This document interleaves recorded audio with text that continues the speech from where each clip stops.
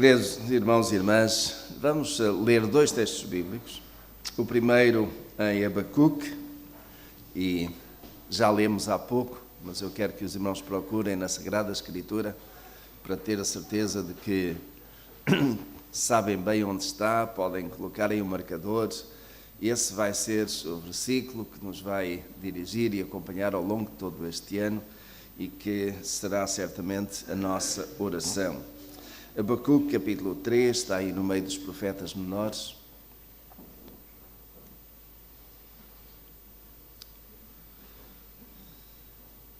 E eu recomendaria que os irmãos lessem durante a semana o que está para trás. Isto é, desde o início do texto do profeta Abacuque. É um livro pequeno, tem apenas estes 3 capítulos. Mas ele mostra nos primeiros versículos aquilo que era a condição do povo de Israel naquela altura. E por isso mesmo não havia dúvida. Era necessário um avivamento. E ele suplica por isso. E esta é a oração. Todo este capítulo é a oração do profeta Abacuque. E o verso 2 diz assim: Eu ouvi, Senhor, a tua fama e temi. Aviva, ó Senhor, a tua obra no meio dos anos. Faze que ela seja conhecida no meio dos anos. Na ira, lembra-te de misericórdia. Mas também, meus irmãos, quero dirigir o vosso pensamento para um outro texto. Vamos ver vários versículos da Escritura, mas em Apocalipse, capítulo 3, há uma coisa que nos deve fazer pensar. Jesus mostrou-se e revelou-se ao apóstolo João na ilha de Patmos, que ele era de facto o Senhor das igrejas. E ele estava no meio das igrejas, no meio dos castiçais, e a uma das igrejas, a de Laodiceia, ele escreve palavras que são um pouco duras. E capítulo 3, versículo 15 e 16. Mas vamos começar pelo 14. Ao anjo da igreja de Laodiceia escreve: Isto diz o Amém, a testemunha fiel e verdadeira, o princípio da criação de Deus. Conheço as tuas obras, que nem és frio nem quente. Tomara foras frio ou quente. Assim, porque és morno e não és quente nem frio, vomitar-te-ei da minha boca. E, meus irmãos, a minha pergunta, tenho várias perguntas hoje. Nós queremos que Deus sopre nas brasas que somos nós e avive. Alguém um dia definiu ou indicou que os crentes são como brasas. Cada um de nós é uma brasa. E nós bem sabemos aonde é que isso leva. As brasas supostamente estão onde? No braseiro. E quando as brasas estão no braseiro, mesmo que estejam fraquinhas e são colocadas no braseiro quente, elas vão avivar-se. Elas vão aquecer, elas vão ganhar toda a sua capacidade calorífica e aquecem-se umas às outras. Somos nós brasas enfraquecidas, brasas que estão sem grande calor. Não estou a falar do calor físico, não é? Nós ligamos o aquecimento, daqui a pouco está melhor. Não é desse calor, mas do calor espiritual. Somos nós brasas vivas ou não? Ou precisamos e queremos e desejamos que o Senhor nos avive como brasas? Segundo este texto de Apocalipse, a pergunta vem: somos nós mornos, frios ou quentes? E isso é alguma coisa que cada um de nós deve responder diante de Deus. Eu sinto-me espiritualmente morno, isto é, assim, estou quente espiritualmente ou estou frio. Em termos espirituais, como é que é a nossa relação com Deus, como é que é a nossa comunhão no dia a dia? Não estou a falar em alguns momentos em que de facto nós alcançamos um pico, mas constantemente, como é que é a nossa comunhão com Deus? Como é que nós nos sentimos no serviço a Deus? Mornos, frios ou quentes espirituais? Estamos nós conformados com a nossa espiritualidade? Os irmãos consideram que a sua espiritualidade, se estivesse realmente diante de Deus neste momento, o que é que o irmão lhe iria pedir? Senhor, torna-me mais espiritual? Senhor, como é que nós nos sentimos com a nossa espiritualidade? Somos daqueles que, de certo modo, a Escritura diz, nós que somos espirituais, nós que estamos fortes, devemos cuidar dos mais fracos, e nós como é que nos sentimos? Somos fortes ou estamos entre os mais fracos espiritualmente? Como é que o irmão e a irmã se sente? Como é que está o nível da sua espiritualidade? Para si, na escala de 1 a 10, como é que indicaria que é a sua espiritualidade? Pense nisso. Estamos no primeiro dia do ano. Como é que é o nível da sua espiritualidade segundo a sua própria avaliação? De 1 a 10. 2, 3, 7, 8, 9.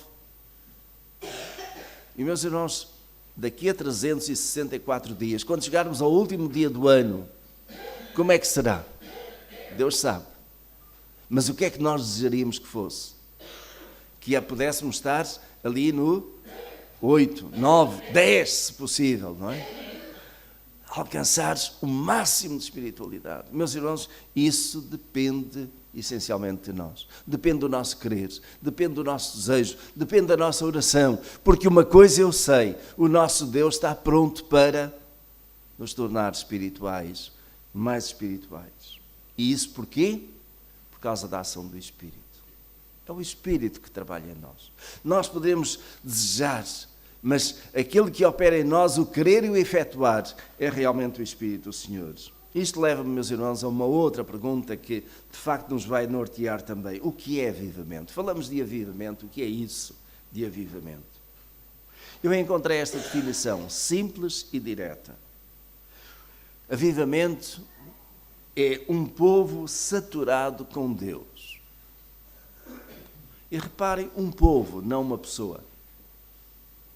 Mas quando nós pensamos em igreja, que somos povo do Senhor, avivamento, não é quando apenas um de nós está espiritualmente no 10. Está bem forte, mas é quando todos nós. E quando pensamos em avivamento, meus irmãos, é a nossa igreja, é toda a nossa congregação. Queremos que ela seja avivada, então o que é isso de avivamento? É quando este povo do Senhor estiver saturado de Deus. E saturado significa o quê? Alguns poderão pensar, eu estou cansado, estou farto de Deus. Não é isso. É estar saturado do mesmo modo que nós temos, por exemplo, um pano seco e que vamos colocando umas gotas e esse pano vai absorvendo. E nós continuamos a colocar gotas e o pano vai absorvendo até que chega a um ponto em que já não adianta mais, porque já está saturado de água. Podemos dizer que o pano está saturado, está encharcado. Não recebe mais. Avivamento é quando nós também estamos saturados de Deus, cheios de Deus, de tal modo que não há lugar para mais. Não foi uma das coisas que nós cantámos há pouco? Os irmãos lembram-se do que cantámos? Até que em mim se ache... Às vezes nós cantamos e não pensamos no que cantamos. Até que em mim se ache só a ti. E quando isso acontecer, meus irmãos, porque nós louvamos o Senhor cantando desse modo, é a nossa oração, é a nossa súplica, até que em mim se ache só a ti.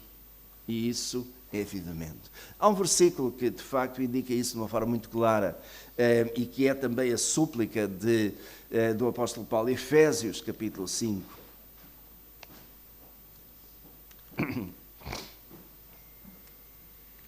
Efésios capítulo 5, versículo 18.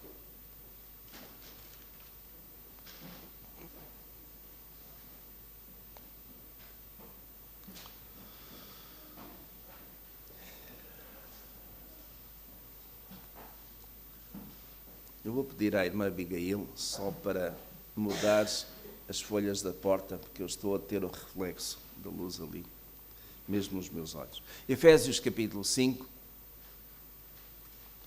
versículo 18 diz: E não vos embriagueis com vinho, no qual há devassidão, mas enchei-vos do Espírito. Encher do Espírito. Encher até não caber mais. E isso, meus irmãos, é avivamento. Estarmos cheios do Espírito. E eu pergunto, nós estamos cheios do Espírito hoje? Ainda há lugar para o Espírito na nossa vida? O que é que o apóstolo Paulo quis dizer com isto?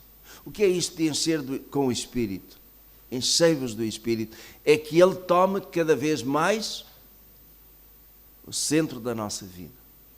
Que Ele nos controle, que Ele nos domine, que Ele nos encha, de tal modo que não há mais lugar para o nosso eu querer mandar na nossa vida. Isso não significa, meus irmãos, que se eu estiver cheio do Espírito Santo, eu não possa querer, eu não possa desejar, eu não possa ter as minhas ideias.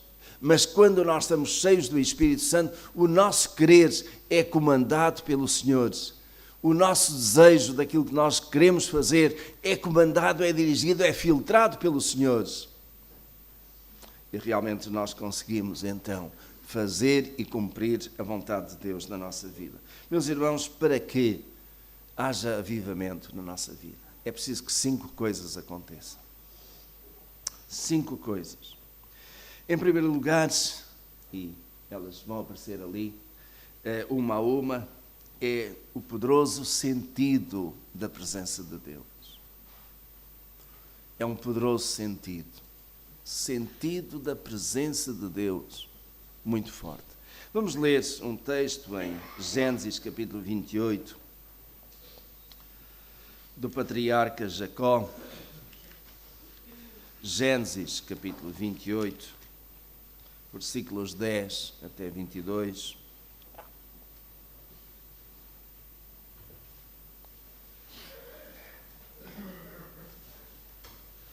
Gênesis capítulo 28, versículo 10, minha tradução diz assim: Partiu, pois, Jacó de Beerseba e se foi em direção a Harã, e chegou a um lugar onde passou a noite, porque o sol já se havia posto. E tomando uma das pedras do lugar e pondo-a debaixo da cabeça, deitou-se ali para dormir. Então sonhou. Estava posto sobre a terra uma escada cujo topo chegava ao céu, e eis que os anjos de Deus subiam e desciam por ela. Por cima dela estava o Senhor que disse: Eu sou o Senhor, o Deus de Abraão, teu pai, e o Deus de Isaque. Esta terra em que estás deitado, eu a darei a ti e à tua descendência. E a tua descendência será como o pó da terra. Dilatar-te-ás para o ocidente, para o oriente, para o norte e para o sul. Por meio de ti e da tua descendência serão benditas todas as famílias da terra. E eis que estou contigo, te guardarei por onde quer que fores, e te farei tornar-te a esta terra, pois não te deixarei até que haja cumprido aquilo de que tenho falado. Ao acordar Jacó do seu sono, disse: Realmente, o Senhor está neste lugar, e eu não o sabia. E temeu e disse: Quão terrível é este lugar! Este não é outro lugar, senão a casa de Deus, e esta é a porta de Deus. Jacó levantou-se de manhã cedo, tomou a pedra que pusera debaixo da cabeça e a pôs como coluna, e derramou-lhe azeite em cima, e chamou àquele lugar Betel. Porém, o nome da cidade antes era Luz.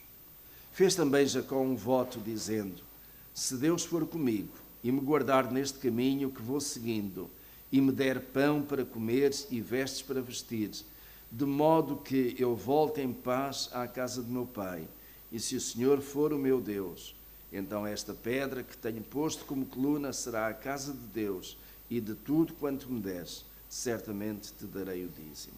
Chamar a vossa atenção particularmente para os versículos 16 e 17. Ao acordar Jacó do seu sono, disse: Realmente o Senhor está neste lugar, e eu não o sabia. E temeu e disse: Quão terrível é este lugar! Este não é outro lugar, senão a casa de Deus, e esta é a porta dos céus. Meus irmãos, foi ali que Jacó passou a noite. Foi ali que Jacó descansou um pouco. E naquele tempo ele teve esse sonho, em que Deus vem confirmar a Jacó exatamente a promessa que tinha feito ao pai Abraão. Promessa que tinha sido repetida a Isaac. Aliás, aqui. E então agora, aí está Jacó. Jacó sentindo a presença de Deus naquele lugar, de um modo tremendo. Meus irmãos, quando nós vimos este lugar aqui, o que é que esperamos encontrar neste lugar? Certamente, os irmãos, no contexto das minhas palavras, as outras brasas. E nós esperamos que estes sejam lugares onde Deus está presente. Os irmãos têm neste momento essa sensação da presença de Deus aqui. Ou ela fica às vezes distante.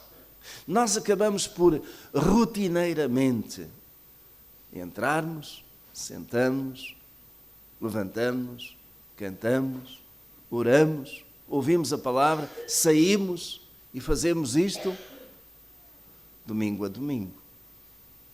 Quando estamos aqui, sentimos que realmente Deus está neste lugar. Que este é um lugar, deixem-me usar a expressão do texto bíblico, este é um lugar terrível. E terrível em que sentido? Não no sentido mau, não no sentido difícil, mas é um lugar, é terrível porquê? Porque nós estamos na presença do Senhor. Não é esta a casa do Senhor? Não é este o lugar onde nós marcamos um encontro com o nosso Deus?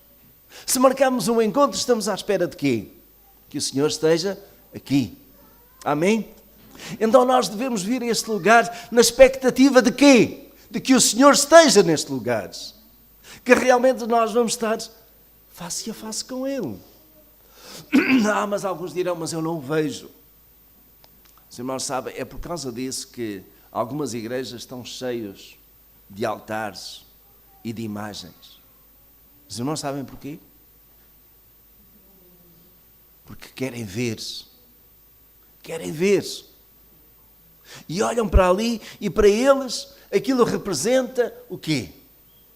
O santo, ou a santa, ou Deus. Eu lembro-me quando era jovem ainda e que ajudava o padre à missa, era pouco mais do que uma criança, ajudava o padre à missa, havia um lugar que era o sacrário. Era o lugar onde colocavam as hóstias que tinham sido consagradas na Eucaristia, tinham sido distribuídas e sobraram. As outras hóstias que estavam na sacristia, nós que éramos os meninos do coro, lá pegávamos algumas e comíamos. Mas aquelas não podiam ser tocadas, porque já tinham sido consagradas. E na doutrina da Igreja Católica já eram o quê? Corpo e sangue de Jesus. Tão perfeito e real como está nos céus. Então era um lugar sagrado. E havia vários lugares assim. Havia nos templos católicos.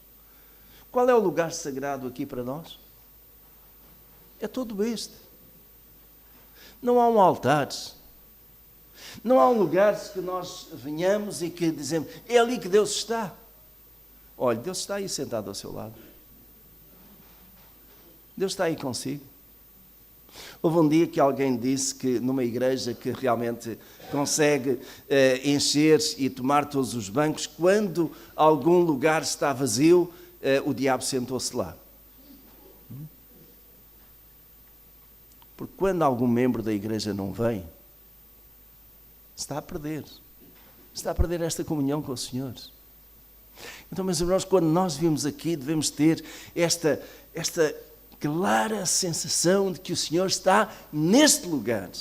E nós não podemos dizer, e eu não sabia, porque muitos dos que estão aqui, se não todos, já experimentaram a presença de Deus neste lugar. Amém? E hoje? Estão sentindo a presença de Deus neste lugar? Deus está a falar ao vosso coração, está a falar à vossa vida. Está a tocar em cada um de vós. Está a dizer, eu quero avivar-te. Eu quero tornar-te uma brasa quente. Não morno, nem frio, mas quente. Esta era a primeira condição, a primeira situação. A segunda, esmagadora consciência da seriedade do pecado. E aí nós vamos para outro texto. Isaías capítulo 6. E lá foi Isaías ao templo, como costumava ir tantas vezes. Como nós costumamos às vezes vir. Mas daquela vez, Isaías teve uma experiência tremenda. Podemos dizer que Isaías foi avivado naquele dia, de uma forma incomparável. Isaías capítulo 6, versículos de 1 até 8. E a minha tradução diz assim, os irmãos certamente já encontraram. No ano em que morreu o rei Uzias, eu vi o Senhor assentado sobre um alto e sublime trono, e as orlas do seu manto enchiam o templo. Ao seu redor havia serafins, cada um tinha 6 asas. Com 2 cobria o rosto, e com 2 cobria os pés, e com 2 voava. E clamavam uns para os outros, dizendo: Santo, Santo, Santo é o Senhor dos Exércitos. A terra toda está cheia da sua glória. E as bases dos limiares moveram-se à voz do que clamava, e a casa se enchia de fumaça. Então disse eu: Ai de mim, pois estou perdido, porque sou homem de lábios impuros, e habito no meio de um povo de impuros lábios. E os meus olhos viram o Rei, o Senhor dos Exércitos. Então voou para mim um dos serafins, trazendo na mão uma brasa viva que tirara do altar com uma tenaz. E com a brasa tocou-me a boca e disse: Eis que isto tocou os teus lábios, e a tua iniquidade foi tirada e perdoado o teu pecado. Depois disto ouvi a voz do Senhor que dizia: A quem enviarei e quem irá por nós? E então disse eu: Eis-me aqui, envia-me a mim. E lá estava Isaías no templo para cumprir o seu ritual, mas aquele foi um dia diferente. Logo que Isaías entra, ele tem uma visão única e extraordinária. Deus em cima e os anjos ao redor. E é curioso, só um detalhe, estes anjos aqui, estes serafins, tinham 3 pares de asas. E descreve aí a utilidade de cada um desses pares. Com um, voava. Com outro, cobria o rosto. E com outro, com um par de asas. Eles cobriam o seu rosto, porquê? Porque estavam na presença do Senhor. Ah, meus irmãos, quando nós estamos na presença do Senhor, até parece que os nossos olhos ficam cegos, por causa do esplendor, por causa da glória do Senhor. Como é que os irmãos se iriam sentir se hoje já não, mas no próximo domingo vêm aqui ao templo, começam a entrar por aquela porta, as portas estão fechadas, os irmãos abrem a porta e chegam a este lugar e há aqui uma luz tremenda, ofuscante. Aqui à volta tem uns anjos. Os irmãos dizem: se calhar eu enganei-me de lugar. O que é que aconteceu? Chegou o dia do julgamento. Será isso? Ah, meus irmãos, seria uma coisa tremenda, não é? E nós iríamos sentir-nos tão pequeninos, por causa de quê? Porquê é que Isaías se sentiu tão pequenino? Por causa da presença de Deus? Sim, mas por causa do seu pecado, da sua iniquidade e do seu povo que ele representava na presença de Deus. Ah, meus irmãos, estas duas coisas estão juntas. No avivamento, estas duas coisas estão juntas. É a presença poderosa de Deus, esse sentimento que nós temos: Deus está aqui, e eu, pecador, eu, miserável pecador, estou aqui diante de Deus. Ah, meus irmãos, como isto tem que mexer connosco. Quando nós vimos aqui, com com as nossas dúvidas, elas são esclarecidas ou procurarão ser esclarecidas, mas quando nós carregamos o nosso pecado, meus irmãos, Deus quer limpar isso. E como é que Deus fez isso com Isaías? Pegou numa brasa, lá do altar sagrado, do altar de Deus, pegou naquela brasa e com ela tocou os lábios de Isaías. Deixem, meus irmãos, pedir ao Senhor que Ele toque nos meus lábios e queime alguma coisa que eu possa dizer que não esteja bem. Queime algum pensamento meu que esteja errado. Queime alguma coisa que está no meu coração que é um sentimento que eu não devo ter. Meus irmãos, que Ele faça isso comigo, que faça isso com cada um de vós. Porque é isso que nos coloca no caminho do avivamento. Mas, meus irmãos, apenas consideramos duas coisas. Há mais. Vamos ver uma outra. Aliás, ainda aqui é interessante, em Romanos capítulo 7. O apóstolo Paulo teve este mesmo sentimento.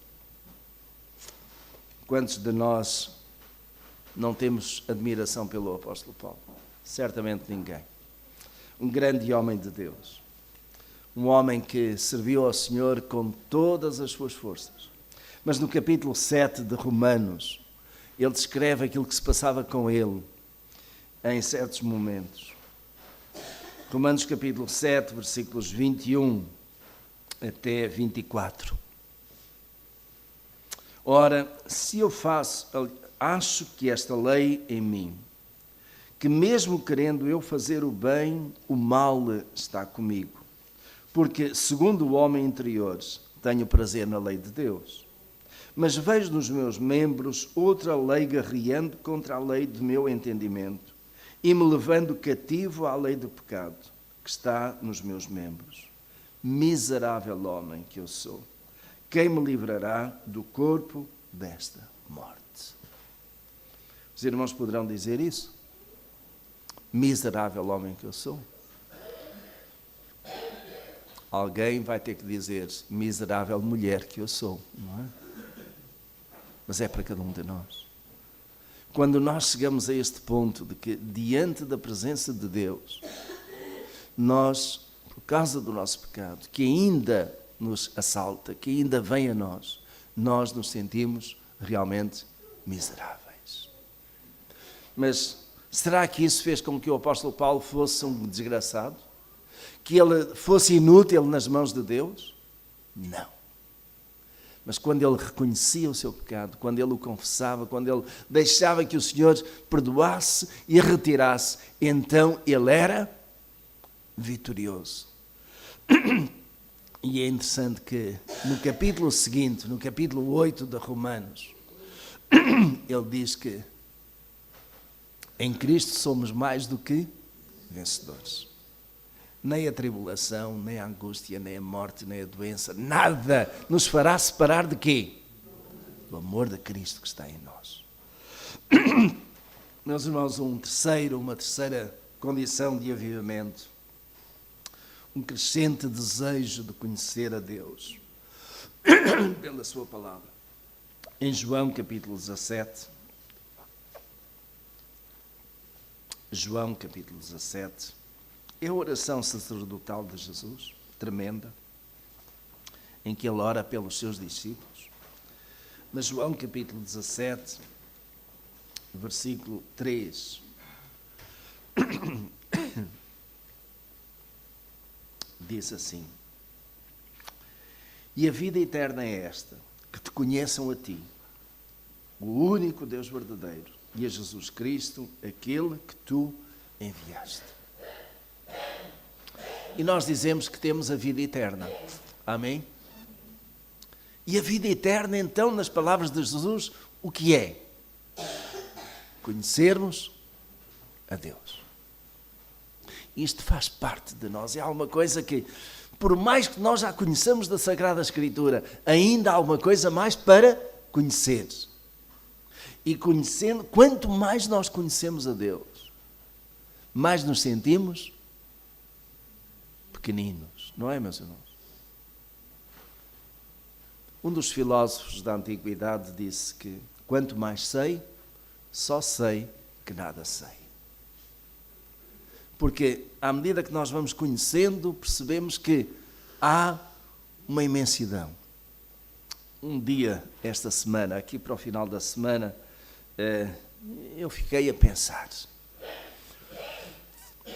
No princípio era o Verbo. E o Verbo estava com Deus. E o Verbo era Deus. Diz lá em João, não é? E em Gênesis o que diz? No princípio criou Deus os céus e a terra.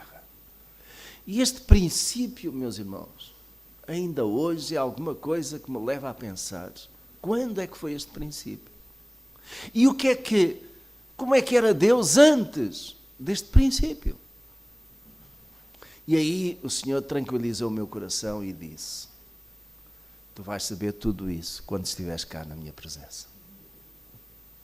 Porque até lá há coisas que nós simplesmente temos que aceitar pela fé. Mas há outras coisas que a Escritura nos fala que nós ainda não conhecemos. Meus irmãos, é por isso que a nossa igreja aposta forte em cada domingo às 10h30 na Escola Bíblica Dominical. Para que nós possamos conhecer e prosseguir conhecendo a palavra do Senhor.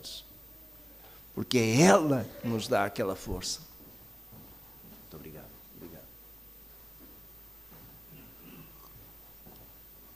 Vamos, meus irmãos, a Salmos. Livro de Salmos, capítulo 25.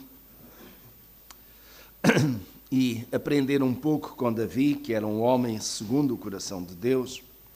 Salmos 23. Salmo 25, perdão. Salmo 25, os primeiros 5 versículos.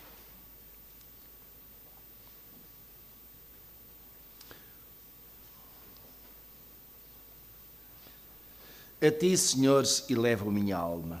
Deus meu, em ti confio. Não seja eu envergonhado, não triunfem sobre mim os meus inimigos. Não seja envergonhado nenhum dos que em ti esperam. Envergonhados sejam os que, sem causa, procedem traiçoeiramente. Faz-me saber os teus caminhos. Senhor, ensina-me as tuas veredas. Guia-me na tua verdade e ensina-me, pois tu és o Deus da minha salvação. Por ti espero o dia todo. Meus irmãos, o meu encorajamento para cada um de vós é este: não perca um domingo na casa do Senhor. Nem o irmão ou irmã, nem os seus filhos ou os seus netos. Não perca. Porque cada domingo que passa, deixando de conhecer ou de estudar a palavra do Senhor, significa menos conhecimento de Deus, menos força, menos orientação. Que o Senhor vos abençoe. Então já consideramos 3. O primeiro era, se os irmãos se lembram, poderosa sensação da presença de Deus. Lembrem-se de Jacó. O Senhor estava aqui e eu não sabia. O segundo é o quê? Tem a ver connosco. Esmagadora consciência de seriedade do pecado. O terceiro qual é? Seja um crescente desejo de conhecer a palavra. Vamos ao quarto. Evidência não usual de vidas transformadas. Meus irmãos, nós estamos a chegar àquele ponto fantástico. Evidência não usual de vidas transformadas. Apocalipse capítulo 3, verso 20, foi um texto que nós ainda não lemos, mas que está lá perto daquele que é Apocalipse capítulo 3, e é da mesma carta que nós lemos há pouco, carta de Laodiceia, lembram-se? Não és morno, aliás, não és quente nem frio, és morno, mas depois no verso 20 e no verso 21 diz assim, Apocalipse 3, 20, eis que estou à porta e bato, se alguém ouvir a minha voz e abrir a porta, entrarei em sua casa e com ele cearei e ele comigo. Ao que venceres, eu lhe concederei que se assente comigo no meu trono, assim como eu venci e me assentei com meu Pai no meu trono. Vejam, meus irmãos, estas palavras. Jesus, onde é que está em relação a esta igreja?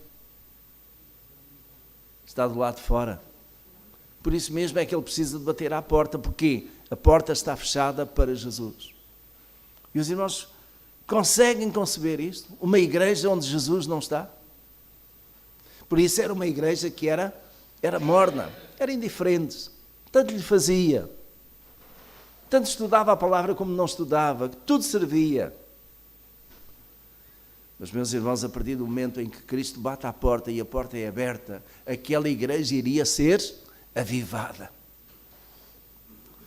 Meus irmãos, pensando agora em termos individuais, há no nosso meio aqueles que já se deixaram esfriar, se é que alguma vez foram quentes, aqueles que têm perdido essa comunhão intensa com o Espírito do Senhor, aqueles que estão moribundos, estão fracos na sua fé e que parece que expulsaram Cristo da sua vida. Cristo quer entrar, quer voltar a entrar, porque Cristo já tinha estado naquela igreja.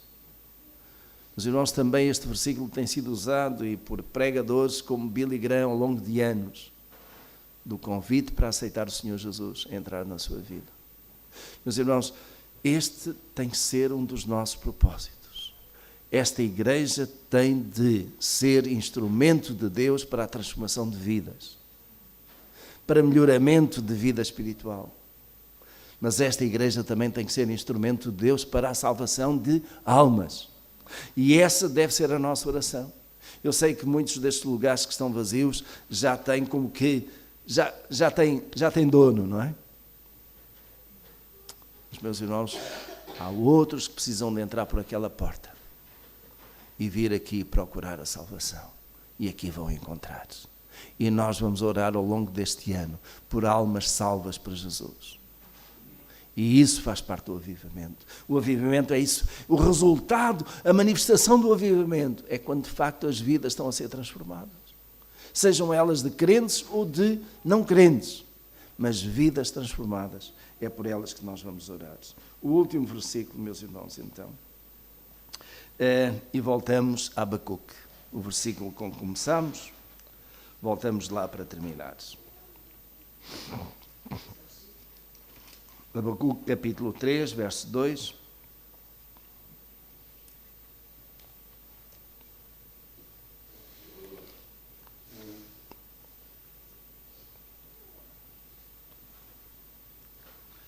Há um pormenor aí muito importante na oração de Abacuque.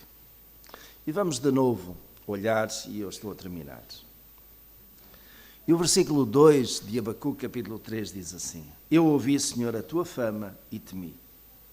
E a oração dele é esta: aviva, ó Senhor, a tua obra no meio dos anos. Isto é, ao longo dos anos. A obra do Senhor precisa de ser avivada, reavivada e reavivada. Porquê? Porque ela tem tendência a se acomodar. Um pouco à semelhança daquilo que Paulo escreveu na carta aos Romanos, no capítulo 12. Não vos conformeis a este mundo. Uma igreja acomodada, uma igreja conformada com aquilo que tem. Uma igreja que poderia dizer como a nossa: nós temos instalações tão boas. Poucas igrejas em Portugal têm instalações assim. Estamos bem. Mas o que é que adianta ter boas instalações e não ter pessoas? O que é que adianta ter boas instalações e não procurar a salvação daqueles que estão perdidos?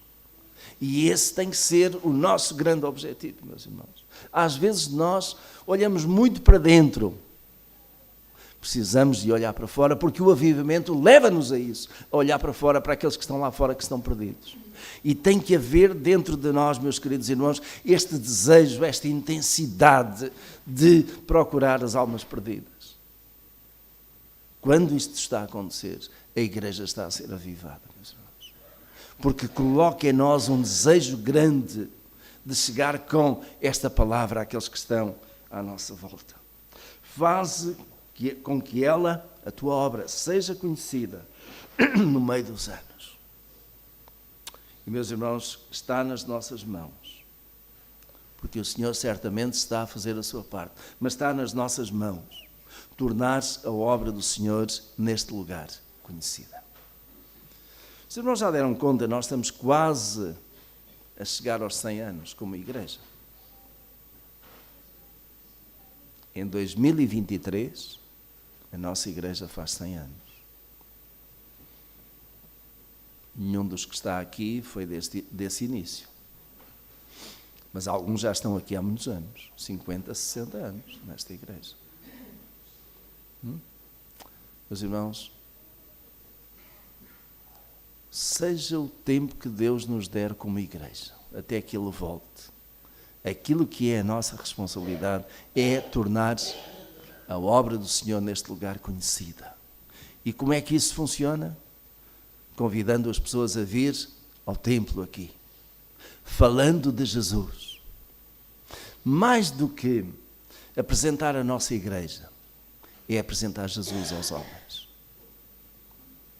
Mas apresentando Jesus aos homens, às pessoas, também as convidamos para vir ao templo. Sentimos-nos bem na casa do Senhor? Achamos que os outros que nós convidamos se sentem bem na casa do Senhor? Então esse vai ser o nosso grande objetivo também. Procurar que a obra do Senhor neste lugar seja mais conhecida, que outros realmente venham a conhecer acima de tudo o Senhor Jesus e o glorifiquem nas suas vidas. Os irmãos estão a ver o programa de trabalhos que nós temos para este ano? Mas quando nós estamos no centro da vontade de Deus, Ele trabalha em muitas áreas, em muitas frentes. Meus irmãos, este vai ser um ano fantástico. Vai ser um ano abençoado, porque o Senhor está connosco. O Senhor está neste lugar. E mesmo alguns poderão chegar a este lugar e sentir a presença de Deus aqui e dizer: o Senhor estava aqui e eu não sabia. Que realmente possam saber que o Senhor está aqui. No próximo domingo, Ele marca de novo um encontro connosco. No próximo domingo nós retomamos os trabalhos normais, com a Escola Dominical às 10h30, o culto às 11h30, mas hoje não teremos trabalho logo. Vamos ficar por aqui, vamos ficar de pé, terminar com uma palavra de oração.